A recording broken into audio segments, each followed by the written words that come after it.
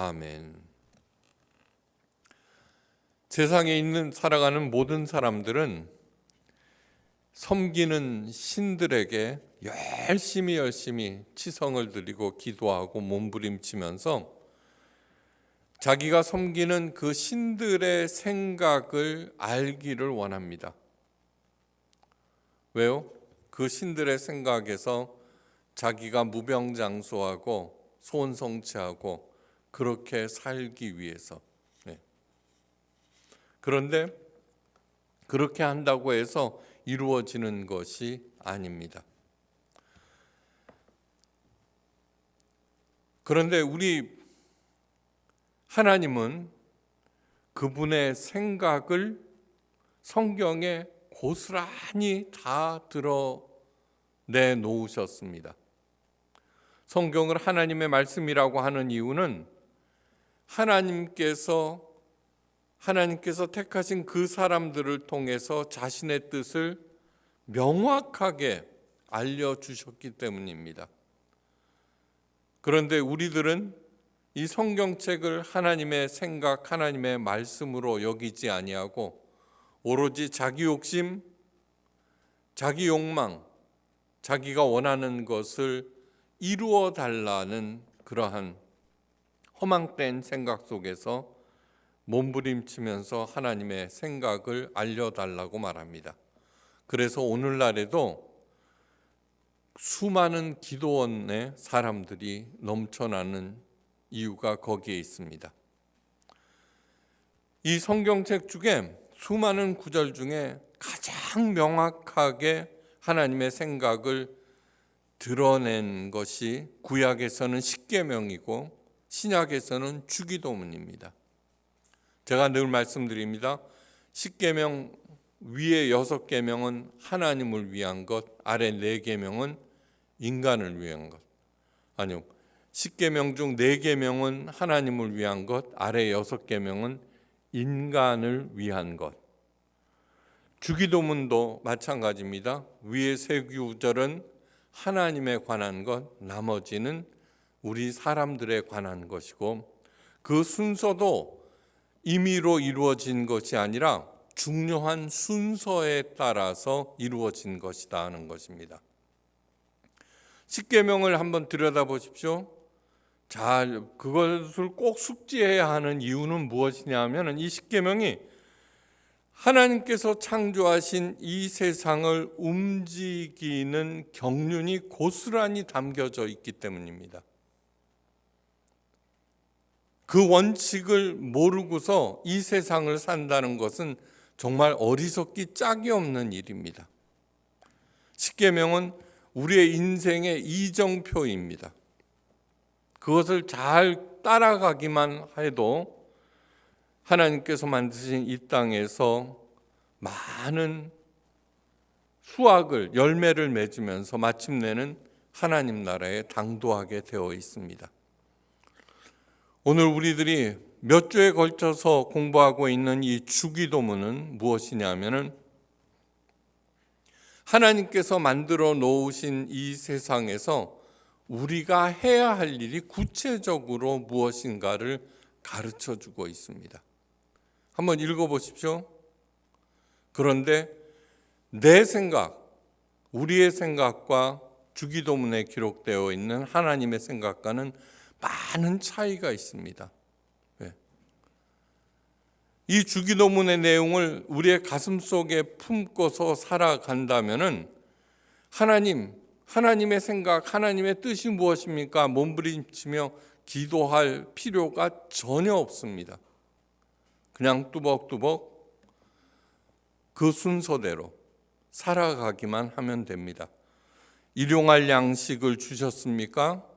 그러면 거기에 감사하면서 더 이상 욕심 부리지 말고 다음으로 해야 할 일은 무엇인가를 생각합니다. 그것은 무엇이냐면은 우리가 우리에게 죄 지은 자를 사하여 주는 일이라고 하였습니다. 그 다음에 3번째는 무엇입니까? 바로 오늘 읽은 시험에 들게 하지 마옵소서입니다.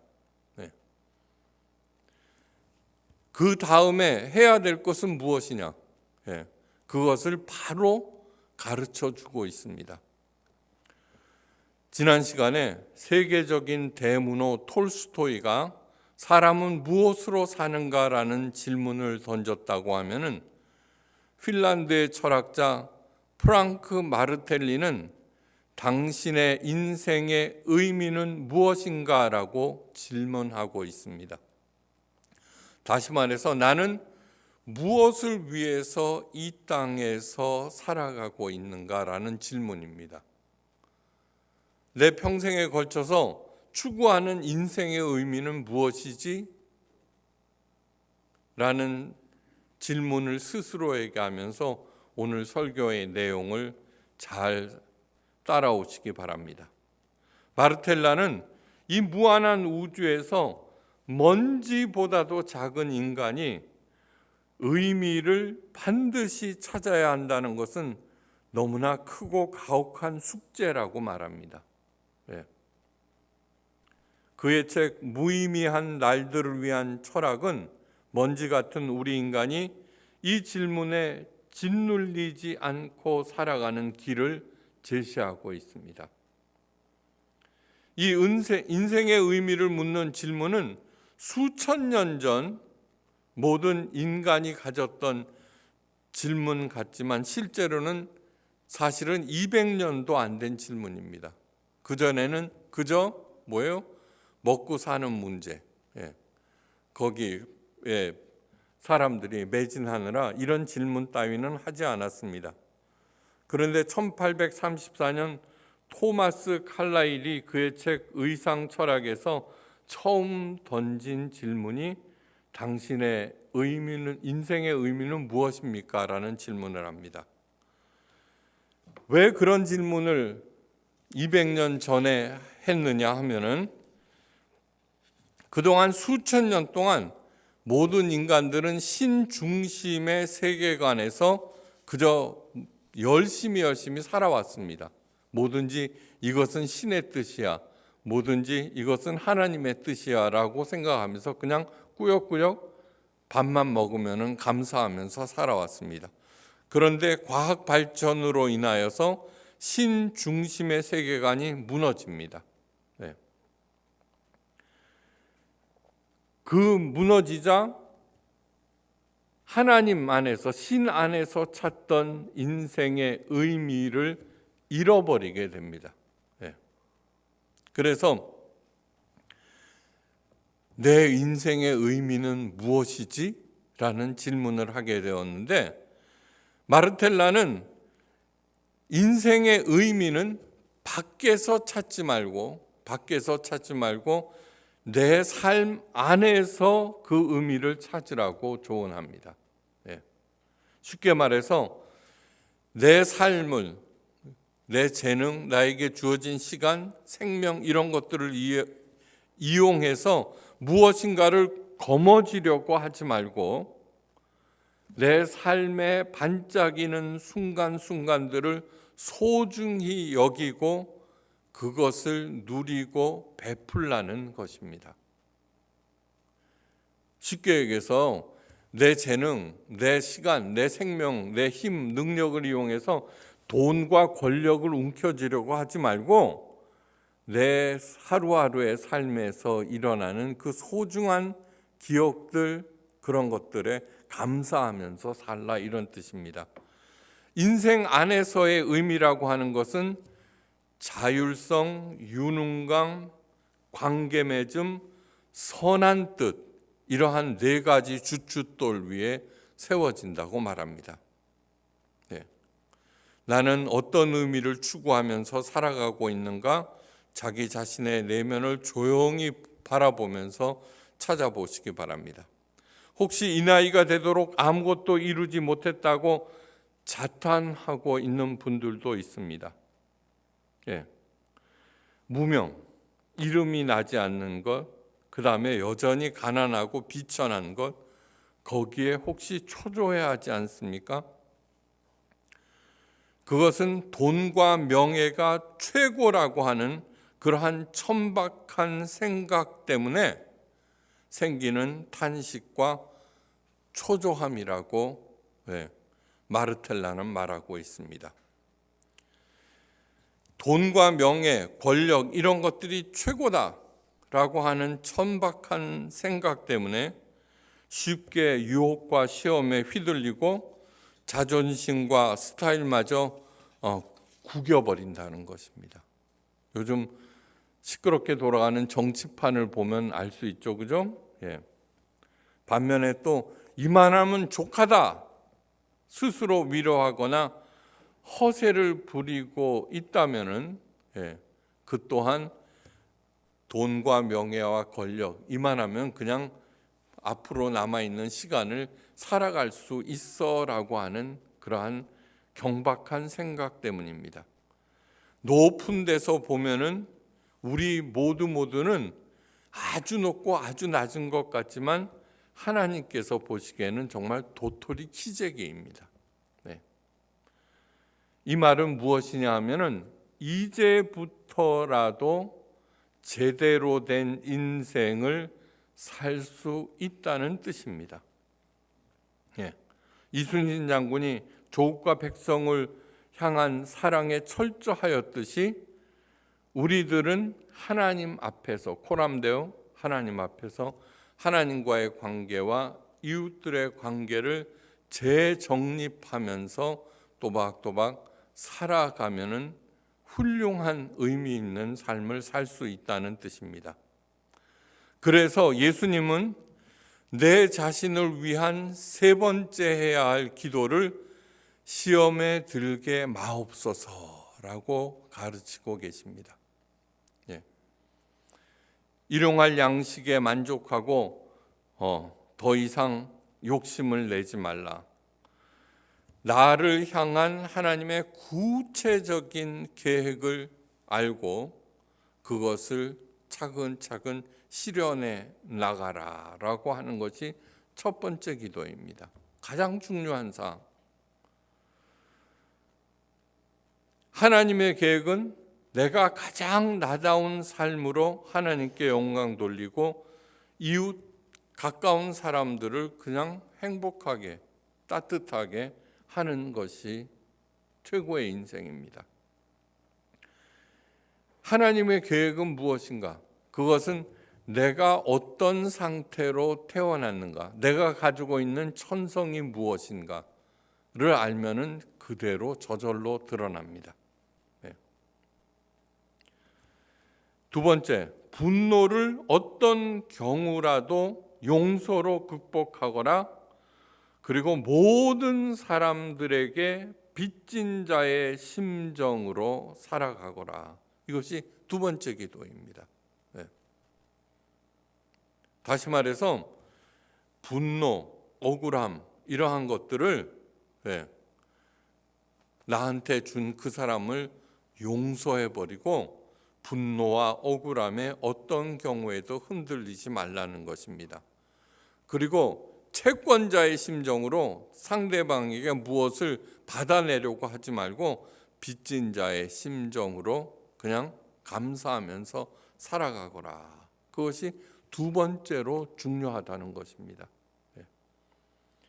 이 기도대로 묵묵하게 열심히 살아가노라면은 나만의 꽃이 피어나기 시작하고 나만의 색깔과 나만의 향기가 드러나기 시작할 것입니다. 그로부터 하나님께서는 나만이 드릴 수 있는 내 영광을 기쁘게 받으시고 내 주변에 가까운 사람들 한 사람 한 사람에게 덕으로 돌아갑니다.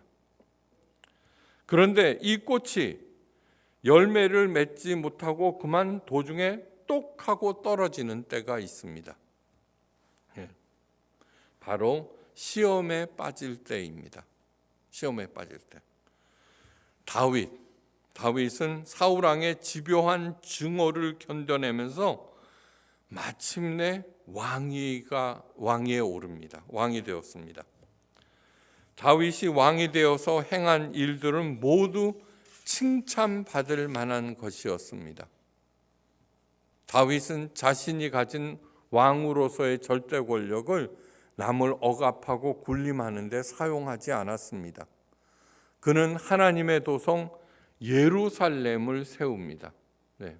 그래서 예루살렘을 다윗성이라고 부릅니다. 그동안 방치되어 있던 하나님의 법궤를 예루살렘에 모셔왔습니다. 그 법궤가 예루살렘 성 앞에 이르자 그는 너무나 좋은 나머지 법궤 앞에서 둥실둥실 춤을 추었습니다. 여호와께서 친히 다스리시니 스스로 권위를 입으셨도다. 여호와께서 능력의 옷을 입으시며 띠를 띠셨으므로 세계가 견고히 서서 흔들리지 아니하는도다. 거룩함에 주의 집에 합당하오니 여호와께서는 무궁하시리이다. 시편 93편 1절에서 5절 말씀입니다. 이 시는 다윗이 왕위에 오를 때 지은 것입니다. 다윗이 스스로. 이 구절을 읽어보면 어느 구절에도 왕이 되는 자신에 관한 것이 없습니다. 자신이 아닌 하나님께서 진정한 왕의 자리에 오르셨다는 내용으로 가득 차 있습니다. 이런 마음으로 이스라엘을 다스린 다윗은 하나님의 대리자로서 주어진 힘을 살리는 일에 자기에게 주어진 그 힘을 백성들을 살리고 나라를 형통케 하는 일에 사용하였습니다. 저도 다윗을 잘 알게 지금까지 목회 44년을 하면서 교인들 위해 군림한 적이 없습니다. 한 번도 없습니다. 왜냐하면 하나님께서 저에게 주신 힘은 교회와 성도 한 사람 살리는 일을 하라고 주셨기 때문임을 잘 알기 때문입니다. 자신을 평생 동안 괴롭혔던 사울 왕의 손자 무비보셋을 왕궁으로 불러들였습니다. 이 무비보셋은 왕의 정통성을 가진 유일한 존재였습니다. 북한을 보면은 세스파족 김씨 왕조들이 이 무비보셋이 사울 왕의 정통성을 이어받은 유일한 존재입니다. 보통 사람이라면은 아무 후환이 없도록 그부터 제거했을 것입니다. 무비보셋이 다윗의 부름을 받았을 때 드디어 올 것이 왔구나 두려움에 부들부들 몸을 떨었습니다. 그래서 다윗 앞에 무릎을 꿇으면서 스스로 죽은 개로 부르면서 목숨을 구걸합니다. 그런 그 무비보셋에게 다윗은 엄청난 말을 합니다. 무서워 말라. 내 아버지 요나단으로 말미암아 내게 은총을 베풀리라. 사무엘하 9장 7절 말씀입니다. 그리고 사울 왕에게 속했던 모든 재산을 무비보셋에게 돌려주고 그리고 늘 함께 왕의 식탁에서 함께 식사하자고 합니다.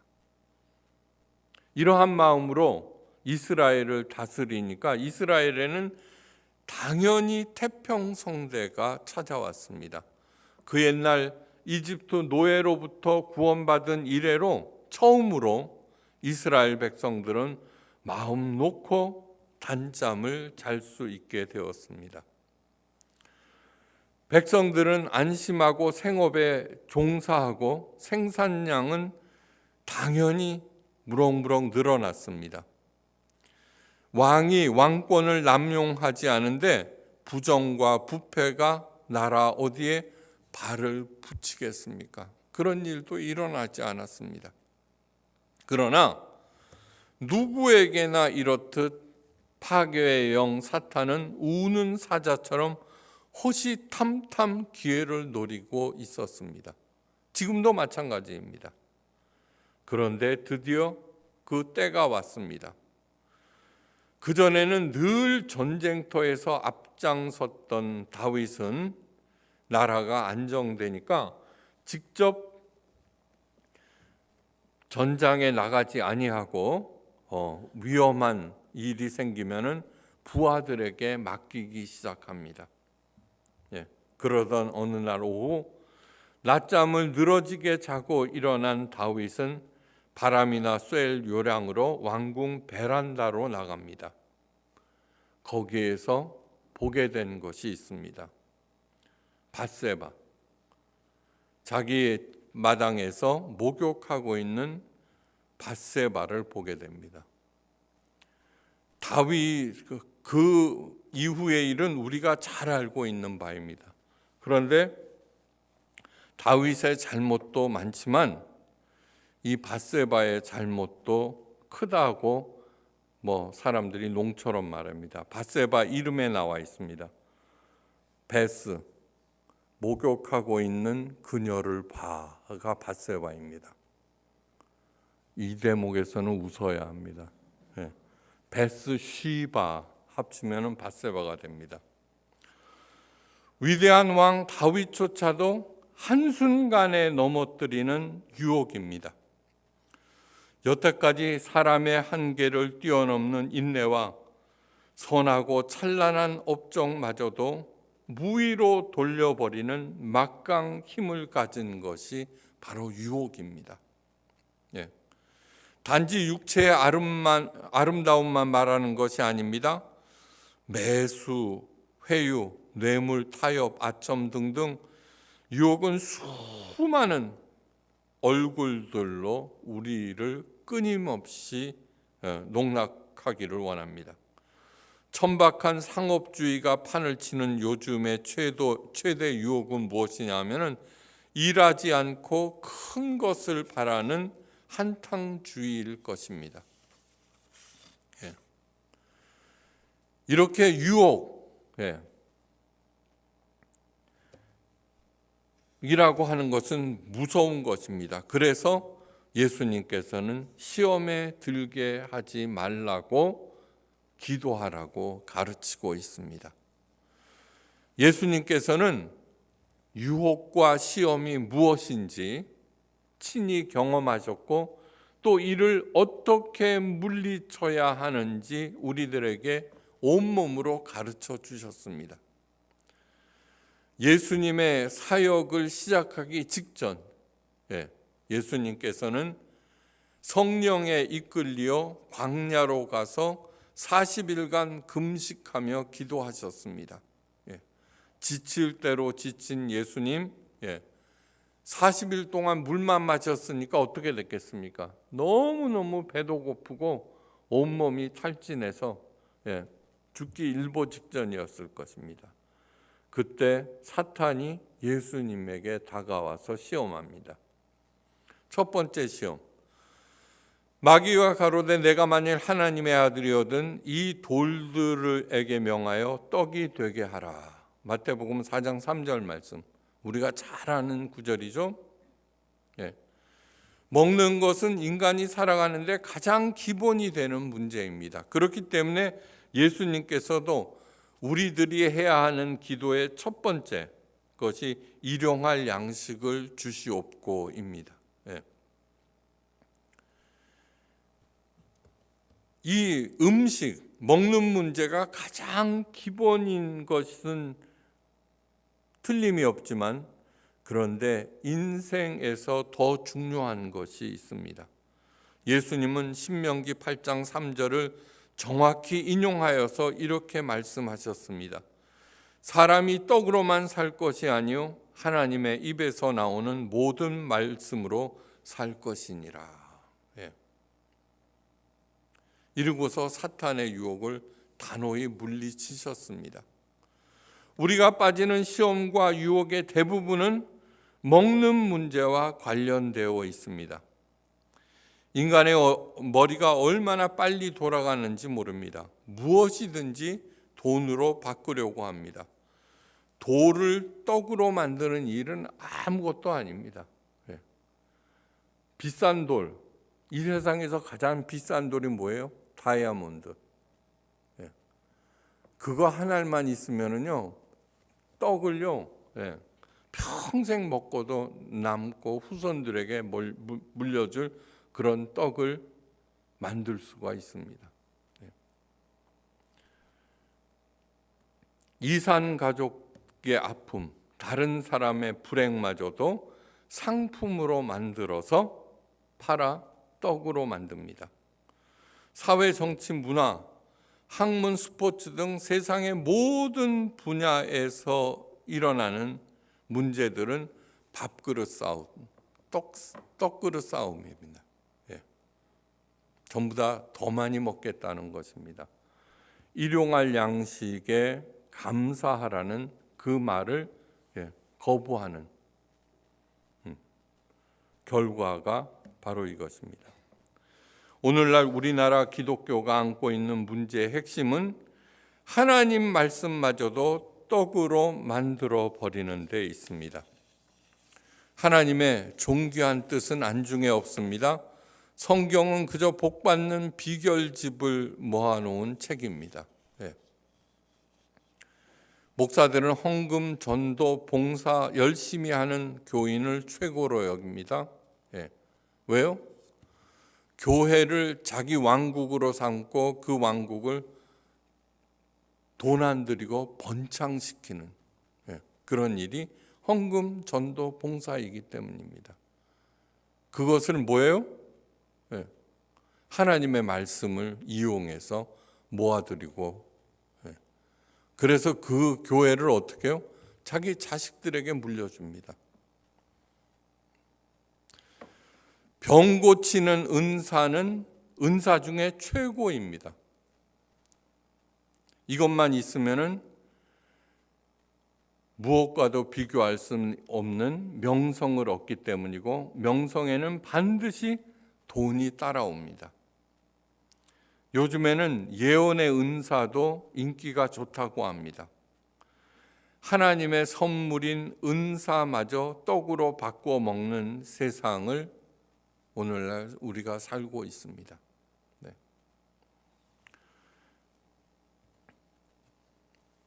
정말 일용할 양식에 감사하고, 죄 지은 자를 용서하고 채무자의 마음으로 살아가고 시험에 들지 않게 할 때 어떤 결과가 있는지 미국 코스트 힐스 커뮤니티 교회 데니 벨레시 목사가 가르쳐주고 있습니다.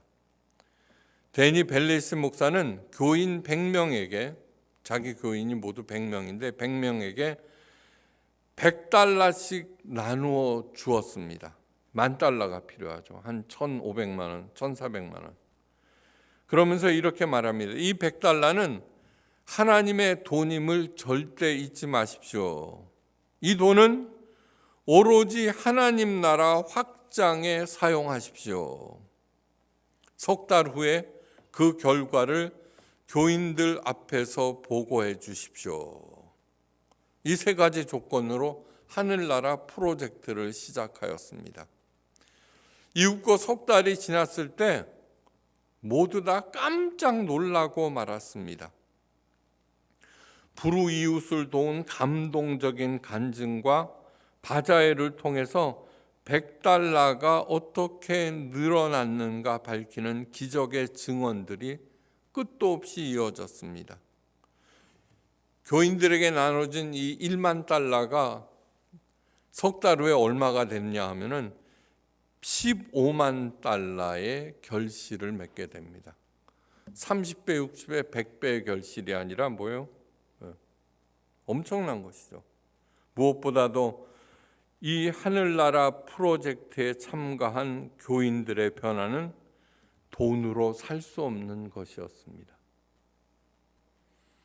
일용할 양식이 충족되면 하나님의 말씀에 따라 살라는 것입니다. 그러면 자질구리한 탐욕에 휘둘리지 않고도 얼마든지 풍성한 복을 누리며 베풀며 살 수 있다는 것을 이 교회가 증명하였습니다. 하나님께서 원하시는 것은 바로 우리 한 사람 한 사람도 그렇게 살라는 것입니다. 사탄이 찾아온 이유는 돌을 들어 떡이 되게 하라는 그 시험을 했죠. 이 돌을 어떻게 하면 비싼 떡이 되게 할까? 그것을 연구하지 말고 하나님의 영광을 드러내고 이웃들을 살리는 일, 그런 일에 신경 쓸 때 어떤 결과가 있는지 첫 번째 시험에서 보여준 것입니다. 사탄이 두 번째로 찾아옵니다. 그리고는 예수님을 이끌고 높은 산 위로 올라갑니다. 그러면서 사탄은 엄청난 제안을 합니다. 천하만국과 그 영광을 보여 가로되 만일 내게 엎드려 경배하면 이 모든 것을 내게 주리라. 이 제안은 너무나 매혹적인 것입니다. 간단하게 절 한 번만 하면은 천하만국의 권세를 주겠다는 것입니다. 이 권력은 돈과 명예와 쾌락마저 자기 아래 거느릴 수 있게 하는 막강한 힘을 가지고 있습니다. 더더군다나 지금 이때는 아무도 보는 사람이 없습니다. 요즘에는 모든 사람들이 보고 있음에도 목사로 얻은 명성으로 정치하려고 하는 사람들이 굉장히 많죠, 그죠? 그런데 시골 목수 예수님께서는 사탄의 달콤한 제안을 단호히 거절하십니다. 주 너의 하나님께 경배하고 다만 그를 섬기라. 신명기 6장 13절의 정확한 인용입니다. 군말 내 생각에는 이래 그렇게 하지 않았습니다. 정확하게 하나님의 말씀을 인용하면서 시험을 물리쳐 버립니다. 사탄이 세 번째로 나타납니다. 사탄은 예수님을 예루살렘 성전 꼭대기에 세워놓고는 이렇게 말합니다. 내가 만일 하나님의 아들이거든 여기서 뛰어내리라. 그러면서 성경책을 펼쳐들고 낭랑한 목소리로 성경책 한 구절을 읽어줍니다. 기록하였으되 하나님이 너를 위하여 그 사자들을 명하사 너를 지키게 하시리라. 또한 저희가 손으로 너를 받들어 내 발이 돌에 부딪히지 않게 하시리라 하였느니라. 예수님께서는 이 사탄의 시험도 정확히 하나님의 말씀을 인용하면서 물리치셨습니다. 이 세 번째 시험이 무서운 이유는 여기에 있습니다. 이제는 사탄이 성경 말씀까지 들고 나온 것입니다. 지금 사탄이 예수님을 데리고 간 장소가 어디입니까? 거룩한 하나님의 성전입니다. 그것도 꼭대기. 하나님의 성전에서 하나님의 말씀을 친히 읽습니다. 그야말로 완벽한 무대입니다. 우리들은 교회와 성경 말씀만 있으면은 절대로 사탄의 시험에 빠지지 않는다고 배웠고 또 그렇게 믿고 있습니다. 그러나 사탄은 얼마든지 성경과 말씀, 교회와 성경책도 동원할 수 있다는 사실을 알아야 합니다. 수많은 목사들이 하나님의 말씀을 오용하는 것을 저는 3대에 걸쳐서 봐왔기 때문에 포이에마 예수교회를 이렇게 세운 것입니다. 마음에 깊이 새겨야 할 것이 있습니다. 최종 시험은 종교적 영적 시험이며 이 시험이 가장 교묘하다는 것을 명심하셔야 합니다. 성경 말씀을 인용한다고 해서 반드시 하나님의 뜻을 올바로 전달하는 것이 아닙니다. 기독교 이단들도 누구보다도 열심히 성경을 앞세웁니다. 그러므로 언제나 그 말씀의 문맥과 의도를 잘 살피셔야 합니다.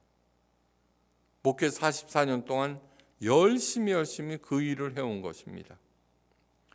사탄이 인용했다는 시편 91편은 환난과 역경 가운데서 그 백성을 인도하여 마침내는 구원에 이르게 하시는 하나님을 찬양한 노래입니다. 그런데 사탄은 높은 데서 뛰어내려도라고 살짝 비틀어 놓았습니다. 성도가 주식 투자를 하거나 사업을 하면 다른 사람들은 모두 손해보는 상황에서도 그 많은 이익을 남길 수 있다는 말이 결코 아닙니다. 교통사고가 나서 다른 사람들을 다쳐도 교인들은 안전하다는 그런 말이 아닙니다. 내가 기도했으니까 나는 안전할 거야. 높은 데서 뛰어내리면 교인이나 일반인이나 예외 없이 사망 내지는 부상입니다. 그런데 내가 잘 믿어서 그 위험 중에 살아났다는 간증이 교회의 홍수를 이룹니다. 잘못된 것입니다. 사탄이 높은 데서 뛰어내리라고 선동하는 이유를 잘 아셔야 합니다. 네. 성경 말씀을 읽고 삶에 적용하게 합니다. 목사가 했으니까 그러겠지 하고 삶의 엉터리로 적용합니다. 높은 데서 뛰어내렸는데도 어떻게 돼요? 천사가 와서 영 도와주질 않습니다. 이제나 저제나 하고 기다리는데 영 나타나지 않습니다. 예. 하나님의 말씀을 엉터리로 적용했으니까 당연한 일인데도 그렇게 생각하지 않고 하나님 말씀 자체를 부인하고 사탄이 성공한 것입니다. 그 결과 자기 신앙을 버리는 사람들이 다른 어느 종교보다도 오늘날 기독교에 많습니다. 더 심각한 것이 있습니다. 사탄의 말대로 높은 데서 뛰어내렸더니 요행이 살아난 경우입니다. 그런 사람은 자신이 하나님의 특별 보호를 받고 있는 특별한 사람이라고 스스로 믿고 그것을 앞세웁니다. 유명 목사들이 꼭 하는 얘기죠. 그죠? 내가 잘 믿었기 때문에 이렇게 잘 나간다고 생각합니다. 자신은 하나님께서 인정하시는 능력 있는 목사이므로 내 뜻이 곧 하나님의 뜻이라며 제멋대로 행합니다. 그 결과 전행을 일삼는 지도자들로 인해서 교회가 조용할 날이 없습니다. 예수님께서는 이 모든 유혹들을 단 한마디 말씀으로 일축하십니다. 주 너희 하나님을 시험치 말라. 네. 사탄은 그 말씀 앞에 금세 꼬리를 내리고 사라져 버립니다. 사탄의 모든 시험, 모든 유혹을 분석해 보면은 딱 한마디로 이런 것입니다. 공통점은 무의도식이라고 할 수 있습니다. 이렇게 하면은 무의도식해. 잘 먹고 잘 살 수 있어. 자, 기도는 곧 노동이라는 말이 있습니다. 기도는 곧 노동이다. 기도를 뜻하는 히브리어 팔랄과 노동을 뜻하는 팔라의 히브리어 어원은 같습니다. 기도는 팔랄, 노동은 팔라. 그런데 이것을 어떻게 해석하느냐 그러면 노동하듯이 힘써 기도하라는 뜻으로 해석하는데 절대로 잘못된 것입니다. 절대로. 수많은 교회에서 기도 열심히 하라고, 그죠? 5분 한 기도가 효력이 있을까요? 10시간 한 기도가 효력이 있을까요? 우리들은 10시간 기도했으니까 그게 더 효력이 클 거야 하지만 절대로 틀린 말입니다. 진짜로 다급한 기도는 1초입니다. 아기가 있습니다. 어린아이가 있습니다. 엄마 하고 부르기만 하면 엄마는 득달같이 와서 살려줍니다. 왜요? 사랑하기 때문입니다. 기도와 노동이 동의어인 줄 그 이유는 무엇이냐 하면은 기도하는 마음으로. 기도는 뭐예요? 하나님과의 대화라고 늘 강조하였습니다. 늘 기도하는 마음으로 내게 맡겨진 일을 행하라는 뜻입니다. 내게 어떤 일이 맡겨졌습니다. 그런데 사람들은 그 일을 통해서 돈을 얼마나 벌지? 이 일을 통해서 내가 얻는 이득은 무엇이지? 라고 생각하면서 그 일을 합니다. 그러지 말라는 얘기입니다. 내게 맡겨진 일이 무엇이든지 간에 기도하는 마음으로 행하라는 것입니다. 그러면 어떻게 돼요? 1만 달러가 15만 달러가 된다는 것입니다. 30배, 60배, 100배의 결실을 맺는다는 것입니다. 그리할 때 사탄의 유혹은 나와는 아무런 관계도 없게 될 것입니다. 하나님의 뜻을 알고 싶습니까? 먼저 십계명을 외워서 가슴에 새기십시오. 두 번째, 주기도문을 늘 외우면서 내가 그에 합당한 삶을 살고 있는가 점검하십시오. 그리하여서 어려운 가운데서도 주와 동행하는 기쁜 발걸음 가운데 마침내는 30배, 60배, 100배의 결실을 맺어 베풀고 남음이 있는 우리 모두가 되시기를 주의 이름으로 축원합니다. 기도하십니다. 하나님 아버지, 저희들에게 십계명과 주기도문을 주셔서 하나님의 그 깊은 뜻을 깨달아 알며 매일매일 그 뜻에 따라서 살아가게 하심을 감사합니다. 내 처지가 무엇이든 어떤 상황에 놓여 있든 하나님의 말씀을 따라서 뚜벅뚜벅 살아갈 때 마침내 30배, 60배, 100배의 결실을 맺어 하나님께 영광 돌리며 베풀며 존경받는 리더로 살 수 있음을 믿게 하옵소서. 그리고 그 발걸음을 떼게 하옵소서. 이제는 성부, 성자, 성령 삼위일체 하나님의 그 크신 은혜와 사랑과 은사와 능력 언제나 좋은 대로 인도하시고 풍성하게 공급하심이 하나님의 존귀한 자녀들과 각 가정 하시는 일들과 새로 세우는 계획과 무엇보다도 포이에마 예수교회 위에 지금부터 영원까지 함께 계시옵기를 간절히 기도하옵고 축원드리옵나이다. 아멘.